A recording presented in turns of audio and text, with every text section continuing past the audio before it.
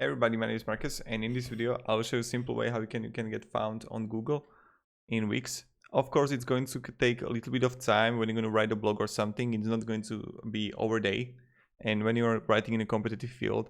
But the most important thing is go to menus and pages, and when you're going to click like on about or whatever page you got, and you're going to click on settings, the first thing that you want to do is go SEO Google and click this on the show this page in search results, right?